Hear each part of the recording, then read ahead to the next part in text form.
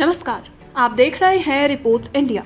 चीन से शुरू हुए कोरोना वायरस ने दुनिया भर में तबाही मचा दी है। चीन ने तो इस पर काबू पा लिया है, लेकिन अन्य देश, खासकर अमेरिका, ब्रिटेन, इटली और स्पेन लगातार इसका प्रकोप झेल रहे हैं। ऐसे में कोरोना को लेकर चीन की चुप्पी लगभग सभी देशों को नागवार गुजर रही है।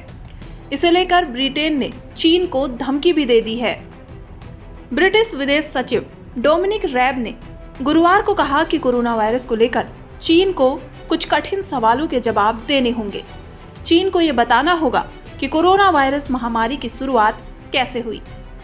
पत्रकारों को ब्रीफिंग देते हुए गुरुवार को रैब ने कहा कि इस संकट की गहराई से समीक्षा करनी होगी।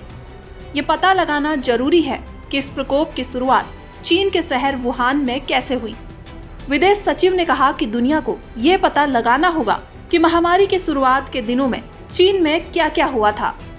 उन्होंने महामारी के सभी पहलुओं की समीक्षा पर जोर दिया, जिसमें इसकी उत्पत्ति भी शामिल है।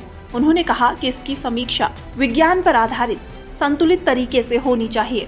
उन्होंने ये भी कहा कि इसमें कोई संदेह नहीं कि इस महामारी के बाद चीन से हमारे कारोबारी रिश्ते पहले जैसे नहीं रहेंगे। At the same time, I think the one thing the coronavirus has taught us is the value and the importance of international cooperation. I've just been standing in for the PM on the G7 meeting, where we've been going through all of the areas where the UK is providing a leading role and working very closely with all of our international colleagues on. And I have to say, there are all of these questions about the outbreak, but also we had very good cooperation with the Chinese in relation to the return of UK nationals, the outset from Wuhan, and we have on procurement of things that we need. So we ought to look at all sides of this and do it in a balanced way. But there's no doubt we can't have business as usual after this crisis, and we'll have to ask the hard questions about how it came about and how it couldn't have been stopped earlier. आपको बता दें कि दुनिया में corona से मरने वालों का आंकड़ा 1,42,000 के पार पहुंच गया है। इसके साथ ही कोरोना संक्रमितों की संख्या 21,50,000 के पार पहुंच गई है।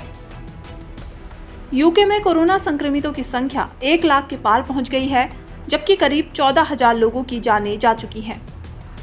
वहीं अमेरिका में कोरोना संक्रमण से मरने वालों की संख्या 33,000 पहुंचने वाली है। वहीं दूसरी तरफ अमेरिका पर कोरोना की सबसे ज्यादा मार पड़ी है, फिर भी अमेरिका देश खोलने की तैयारी में है। कोरोना वायरस ने न केवल सबसे ज्यादा अमेरिकियों की जान ली है, बल्कि यहाँ की अर्थव्यवस्था पर भी बहुत बुरा असर डाला है। यही वजह है कि दुनिया में कोरोना से हुई सबसे ज्यादा मौतों और सबसे ज्यादा मामले आने के बाद भी राष्ट्रपति ट्रंप देश खोलने के लिए अब और इंतजार नहीं करना चाहते। डोनाल्ड ट्रंप ने गुरुवार को अमेरिकी अर्थव्यवस्था को क्रमिक तौर पर खोलने की घोषणा की। दरअसल कोरोना वायरस के प्रसार को रोकने के लिए किए गए अभूतपूर्व प्रयासों ने इस देश की अर्थव्यवस्था की हालत खराब कर दी है। ट्रंप ने एक प्रेस कॉन्फ्रेंस में कहा, नए आंकड़ों के आधार पर हमारे विशेषज्ञों की टीम अब इस बात के लिए सहमत है कि हम युद्ध में अगला मोर्चा संभालने की शुरुआत कर सकते हैं, लिहाजा हम अपना देश खोल रहे हैं। कोरोना के कारण अमेरिका में लाखों लोग बेरोजगार हुए हैं। The data suggests that nationwide we have passed the peak on new cases. Hopefully that will continue and we will continue to make great progress. These encouraging developments have put us in a very strong position to finalize guidelines for states on reopening the country, which we'll be announcing. We're going to be talking about that tomorrow. We're going to be announcing guidelines, and we'll be talking about various states, and it's very exciting. It's been a horrible time to see such death. New York federal reserve bank के अध्यक्ष John Williams ने चेतावनी दी है कि अमेरिकी अर्थव्यवस्था को अपनी ताकत वापस पाने के लिए शायद 1 या 2 साल का समय लगेगा। लॉकडाउन के कारण होम बिल्डिंग मार्केट और मैन्युफैक्चरिंग को खासा नुकसान हुआ है। ट्रंप नवंबर में होने वाले राष्ट्रपति पद के चुनाव में फिर से किस्मत आजमाने वाले हैं और इसके लिए बड़े पैमाने पर इस बात का प्रचार कर रहे थे कि उनके कार्यकाल में बेरोजगारी में कमी आई है और अमेरिकी उत्पादन में वृद्धि हुई है। ऐसे में रिपब्लिकन पार्टी के लिए ये एक मुश्किल समय है। उसके लिए कोरोना वायरस को रोकना भी जरूरी है और अर्थव्यवस्था को संभालने के लिए सोशल डिस्टेंसिंग हटाना भी। ट्रंप ने कहा, हमारे आर्थिक जीवन को बहाल करने का हमारा दृष्टिकोण हमें 3 चरणों को बताता है। हम एक बार में सभी राज्यों को नहीं खोल रहे हैं। हम एक बार में एक कदम सावधानी से उठाएंगे। पहले हम कुछ राज्यों को खोलेंगे, इसके बाद अन्य को।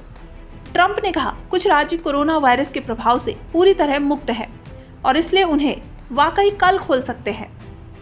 यदि राज्य के गवर्नरों को लगता है कि उनके राज्य को बंद रहने की आवश्यकता है, तो हम उन्हें ऐसा करने की अनुमति देंगे। यदि वे मानते हैं कि ये फिर से खोलने का समय है, तो हम उन्हें उस कार्य को पूरा करने के लिए पूरी स्वतंत्रता और मार्गदर्शन देंगे। ये इस पर निर्भर करता है कि वे क्या चाहते हैं। आज इस रिपोर्ट में बस इतना ही। अगर आपको हमारा वीडियो पसंद आया तो लाइक, शेयर और सब्सक्राइब करना ना भूलें। रिपोर्ट्स इंडिया की खबर।